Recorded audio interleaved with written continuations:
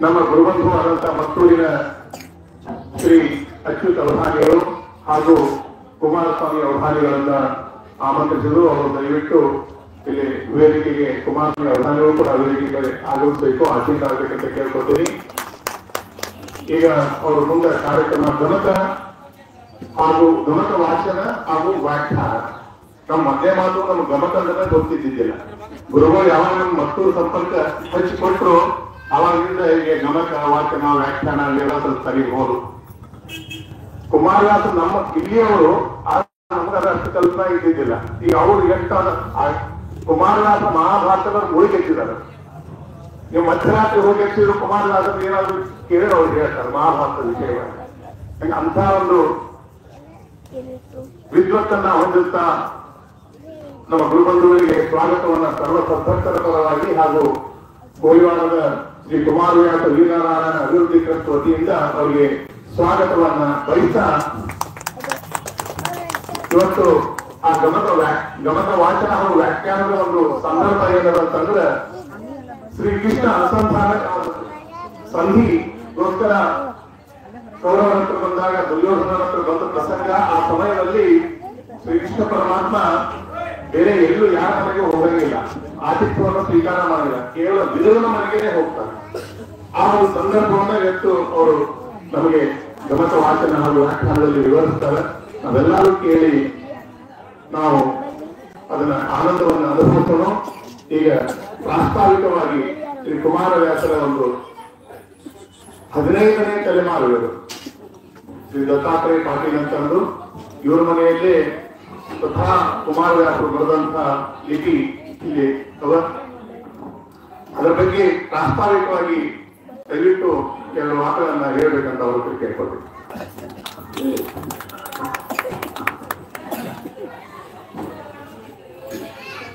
ಗುರು ಬ್ರಹ್ಮ ಗುರು ವಿಷ್ಣು ಗುರುದೇವೋ ಮಹೇಶ್ವರಃ ಗುರು ಸಾಕ್ಷಾತ್ ಪರಬ್ರಹ್ಮ ತಸ್ಮೈ ಶ್ರೀ ಗುರವೇ ನಮಃ.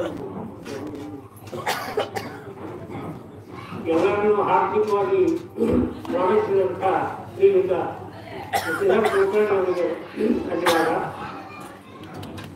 ಈಗ ಅವರು ಮಾತಾಡ್ತಾ ಹೇಳಿದ್ರು ಕುಮಾರವ್ಯಾಸ ವಂಶಸ್ಥರು 15ನೇ ತಲೆಮಾರಿನವರು ಪ್ರಾಸ್ತಾವಿಕವಾಗಿ ಕುಮಾರವ್ಯಾಸನ ಬಗ್ಗೆ ಮಾತನ್ನು ಆಡ್ತಾರೆ. ಏನ್ ಪ್ರಾಸ್ತಾವಿಕವಾಗಿ ಮಾತಾಡಬೇಕು ಅನ್ನೋದು ನನಗೆ ಅರ್ಥ ಆಗ್ತಾ ಇದೆ. 15ನೇ ತಲೆಮಾರಿನವರು ಕುಮಾರವ್ಯಾಸನ ವಂಶಸ್ಥರು ನಾವೆಲ್ಲರೂ ಕಡೆ. ಆದ್ರೆ ಆ ಕುಮಾರವ್ಯಾಸನ ತಿಳ್ಕೊಂಡೇ ಇಲ್ಲ ನಾವು ಇಲ್ಲಿ ತನಕ. ನಮ್ದು ನಿಜವಾಗಿ ಹೇಳಬೇಕು ಅಂತಂದ್ರೆ ಒಮ್ಮೆ ನಾನು ಒಂದು ವರ್ತಮಾನ ಪತ್ರಿಕೆ ಒಂದು ವಿಷಯ ಓದಿದ್ದೇನೆ. ವರ್ತಮಾನ ಪತ್ರಿಕೆ ಅಂದ್ರೆ ಒಂದು ನ್ಯೂಸ್ ಪೇಪರ್. ಯಾಕಂದ್ರೆ ಜನರ ಅರ್ಥನಾಗುತ್ತೆ. ಏನ್ ಬಂದಿತ್ತು, ಪ್ರಧಾನಿ ಆದರೂ ನಿರಕ್ಷರ ಮುಖ್ಯ ಅಂತ ಒಂದು ಸುದ್ದಿ ಬಂದಿತ್ತು. ಏನು ಅಂತ ಓದಿದೆ. ಒಂದು ಚುನಾವಣೆಯಲ್ಲಿ ಎಲೆಕ್ಷನ್ ಒಂದು ಹೆಸರು ಬಂದವು ಬಸಪ್ಪ ಪ್ರಧಾನಿ ಅವನು ಕರೆದ್ರು. ಒಳಗೆ ಬಂದ ಅವನಿಗೆಲ್ಲ ಏನು ಗುರುತಿಸಿ ಎಲ್ಲ ತೋರಿಸಿದ್ರು, ನೋಡಿದ್ರು. ಆಯ್ತಪ್ಪ ಇದು ಸಹಿ ಮಾಡು ಅಂತ ಕೊಟ್ಟರು. ಅವನು ಕೊಟ್ಟರು ಇಲ್ಲ ವ್ಯಾಪಾರ ಹೆಸರು ಪ್ರಧಾನಿ ಆದರೂ ನಿರಕ್ಷರ ಕೊಡ್ತೇವೆ. ನಾವು ಹೆಸರಿಗೆ ಕುಮಾರವ್ಯಾಸನ ವಂಶಸ್ಥರಾಗಿ, ಆದ್ರೆ ಕುಮಾರವ್ಯಾಸನ ಬಗ್ಗೆ ನಮಗೆ ಎಲ್ಲಕ್ಕೂ ತಿಳ್ಕೊಂಡಿಲ್ಲ. ಆದ್ರೆ ಕುಮಾರವ್ಯಾಸನ ಕಾರ್ಯವನ್ನು ಕೇಳುವಂತ ಒಂದು ಹಬ್ಬ ಏನಿರಲ್ಲ ಅದಕ್ಕೆ ಬಹಳ ಮನಸ್ಸು ನಾವು ಕೇಳೋದೇ ನಮಗೊಂದು ಆನಂದ ಅಂತ ನಾನು ಹೇಳಿ ಬಯಸ್ತೀನಿ. ಕೇಳೋದ್ರಲ್ಲೇ ಸಂತೋಷ ಪಡ್ಬೇಕು. ನೀವು ಇಲ್ಲಿ ತನಕ ಆ ಕುಮಾರವ್ಯಾಸನ ಬಗ್ಗೆ ಹೆಚ್ಚಿನ ಬಗ್ಗೆ ನಾವು ತಿಳ್ಕೊಂಡಿಲ್ಲ. ಈ ಆಮೇಲೆ ಕುಮಾರವ್ಯಾಸನ ವೈಯಕ್ತಿಕ ವಿಷಯದ ಬಗ್ಗೆ ಕೆಲವೊಂದು ಹೇಳಬೇಕು ಅಂದ್ರೆ ಶಿಶಿರ ಕುಲಕರ್ಣಿ ಹೇಳಿದ್ರು. ನಾನು ಕೋಳಿವಾಡ ಸಂಬಂಧಿತ ಆದರೂ ಸಹಿತ ನನಗೇನು ಕುಮಾರವ್ಯಾಸನ ಬಗ್ಗೆ ಹೆಚ್ಚಿನ ಗೊತ್ತಾ ಇಲ್ಲ, ನಮಗೂ ಗೊತ್ತಿಲ್ಲ. ಯಾಕಂದ್ರೆ ಆ ಕುಮಾರವ್ಯಾಸನ ಹೇಳಿಲ್ಲ, ನನ್ನ ಬಗ್ಗೆ ಕುಮಾರವ್ಯಾಸನೇ ಹೇಳಿಲ್ಲ. ಈಗ ನಾರಾಯಣ ಕವಿ ಲಿಪಿಕಾರ ಕುಮಾರವ್ಯಾಸ ಇದೆ ಅವನು ಇಂಟ್ರಡಕ್ಷನ್ ಮಾಡಿದ್ದು ಅಂದ್ರೆ ಇದು ಎರಡು ಶಬ್ದ. ಅದಲ್ಲದೆ ಮತ್ತೆ ಮುಂದೆ ಹೇಳ್ತಾರೆ, ನಾನು ವ್ಯಾಸರ ಮಗ ಇದ್ದಂಗ ಸುಖ ರೂಪನಲ್ಲದೆ ಕುಣಿಸಿನಗನೆ ಕವಿ ಕುಮಾರ ವ್ಯಾಸ ಉಳಿಯವರ ಆ ಸುಖ ಮಹರ್ಷಿಗಳ ಅವರ ಸ್ವರೂಪ ಇದ್ದಂಗ ನಾನು ವ್ಯಾಸರ ಮಗ ಕುಮಾರ ವ್ಯಾಸ. ಮೂಲ ಹೆಸರು ನಾರಾಯಣಪ್ಪ. ಕುಮಾರವ್ಯಾಸನ ಮೂಲ ಹೆಸರು ನಾರಾಯಣಪ್ಪ. ವಿಜಯನಗರ ಅರಸರ ನರಸಿಂಹರಾಯ ಅಂತ ಒಬ್ಬ ರಾಜ ಇದ್ದಾಗ ಈ ಚಿನ್ನದ ಕೈ ಮಹಾಭಾರತ ಅಂತ ಹೇಳಿ ಮಹಾದಂಡನಾಯಕ. ಆ ಮಹಾದಂಡನಾಯಕ ಹುದ್ದೆ ಅಂತಂದ್ರೆ ಈಗ ರೀಜನಲ್ ಕಮಿಷನರ್ ಅಂತ ಇರ್ತಾರೆ ನೋಡಿ, 4 ಜಿಲ್ಲಾಕ್ಕೆ ಒಬ್ಬ ಕಮಿಷನರ್ ಇರ್ತಾರೆ.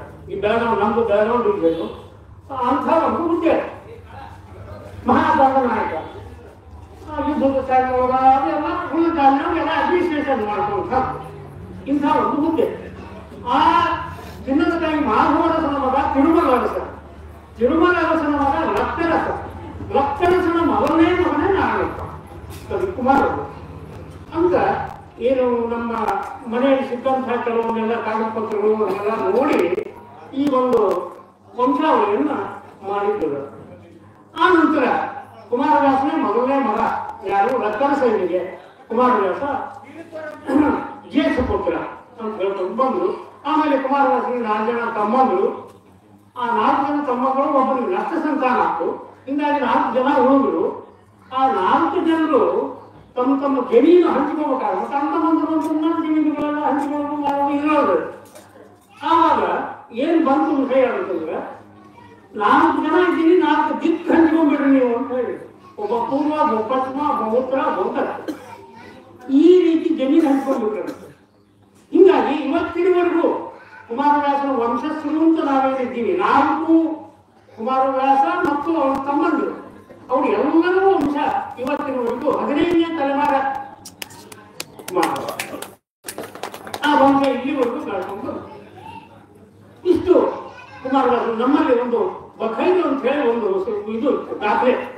ಆ ದಾಖಲೆ ಆಧಾರದ ಮೇಲೆ ನಮ್ಮ ಹಿರಿಯ ಪೂರ್ವಜರು ಅದನ್ನೆಲ್ಲ ನೋಡಿ, ಅದನ್ನೆಲ್ಲ ಸೋಸಿ ಎಲ್ಲ ವಿಚಾರ ಮಾಡಿ ಇಂತಹ ವಿಷಯಗಳನ್ನ ಎಲ್ಲ ತಗೊಂಡು ಹೋಗಿ ಸನ್ಮಾನ್ಯ ಬೇಂದ್ರೆಯವರ ಹತ್ರ ತಗೊಂಡು ಹೋಗಿ ತೋರಿಸಿ, ಆ ಒಂದು ಆಧಾರದ ಮೇಲೆ ಕುಮಾರವ್ಯಾಸನ ಕಾಲವನ್ನು ಕಂಡು ಹಿಡಿದಂತಹ ಒಂದು ಮಹಾ ಕೆಲಸವನ್ನು ನಮ್ಮ ಪೂರ್ವಜರು ಮಾಡ್ಯಾರ. ಅವರು ಕೆಲವೊಂದು ಹಿಮಾಭಿಪ್ರಾಯಗಳು, ಗೋವಿಂದ ಕೈಗಳು, ಅವರು ಮಹಾ ವಿದ್ವಾಂಸರು ಅಂತ ಏನಿದ್ರು ಆಗಿನ ಕಾಲಕ್ಕೆ, ಅವರೆಲ್ಲರೂ ಸೇರಿ ಒಂದು ಅಭಿಪ್ರಾಯಕ್ಕೆ ಬಂದರು. ಕುಮಾರವ್ಯಾಸನ ಕಾಲ ಯಾವುದು ಏನು ಹೇಳಿಲ್ಲ. ನಾನಿಂಥ ಪಂಪ, ರನ್ನ, ಜನ್ನ ಏನು ಎಲ್ಲ ಕವಿಗಳಿದ್ದಾರೆ, ನಾನಿಂಥ ನಮ್ಮ ತಾಯಿ ಹಿಂಗ, ನಮ್ಮ ತಂದೆ ಹಿಂಗ, ನಮ್ಮ ಗೋತ್ರ ಹಿಂಗ ಎಲ್ಲ ಹೇಳಿದ್ರು. ಎಲ್ಲೂ ಹೇಳಿಲ್ಲ ಕುಮಾರವ್ಯಾಸ. ಹಿಂಗಾಗಿ ಏನು ಗೊತ್ತಾಗುತ್ತಲ್ಲ, ಯಾವ ಕಾಲದಲ್ಲಿದ್ದ, ಏನ್ ಹೆಸರು, ಏನು ಗೊತ್ತಾಗಲ್ಲ. ಏನು ಒಂದು ಮುಖ್ಯವಾದದ್ದು ಒಂದು ವಿಷಯ ಏನು ಗೊತ್ತಾಗುವುದಿಲ್ಲ. ಕೃಷ್ಣದೇವರಾಯ ಗೊತ್ತಾಗುತ್ತೆ. ಪ್ರತಿನಿತ್ಯ ತನ್ನ ಆಸ್ಥಾನದೊಳಗೆ ಕುಮಾರವ್ಯಾಸ ರಾಷ್ಟ್ರ ಭಾಷಣ ಮಾಡುತ್ತಿದ್ದರು. ಕೃಷ್ಣದೇವರಾಯ ಪ್ರತಿನಿತ್ಯದಲ್ಲಿ ನಡಿಬೇಕಲ್ಲ, ಕುಮಾರವ್ಯಾಸ ರಾಷ್ಟ್ರ ಭಾಷಣ ನಡಿಬೇಕು ಅವರ ಆಸ್ಥಾನದೊಳಗೆ.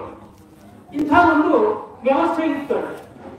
ಆ ಮಹಾಭಕ್ತ ಭಾಷಣ ಪ್ರತಿನಿತ್ಯ ವ್ಯಾಖ್ಯಾನ ಅದು ಎಲ್ಲ ಕೇಳಿ ಕೇಳಿ ಕೇಳಿ ಬಹಳ ಪ್ರಭಾವಿತ ಆಗಿತ್ತು. ಯಾಕಂದ್ರೆ ಕುಮಾರವ್ಯಾಸ ಇಂಥ ವಿಷಯಗಳು ಬರಲಿಲ್ಲ ಅಂತಿಲ್ಲ. ರಾಜಕೀಯ ತಗೊಳ್ರಿ, ಶಿಕ್ಷಣ ತಗೊಳ್ರಿ, ಕೃಷಿ ತಗೊಳ್ರಿ, ಪ್ರತಿಯೊಂದು ಆಯಾ ಸಂದರ್ಭಗಳು ಏನು ಬರ್ತಾವೋ ಅಲ್ಲಿ ಆ ಮೆಸೇಜ್ ಕೊಟ್ಟಂತ ಕುಮಾರವ್ಯಾಸ. ಯಾಕಂದ್ರೆ ಇವತ್ತಿನವರೆಗೂ ರಿಲೆವೆಂಟ್ ಆಗ್ಬೇಕಲ್ಲ. ಮಹಾಭಾರತ ಬಗ್ಗೆ ಎಲ್ಲರಿಗೂ ಗೊತ್ತಿರ್ತದೆ.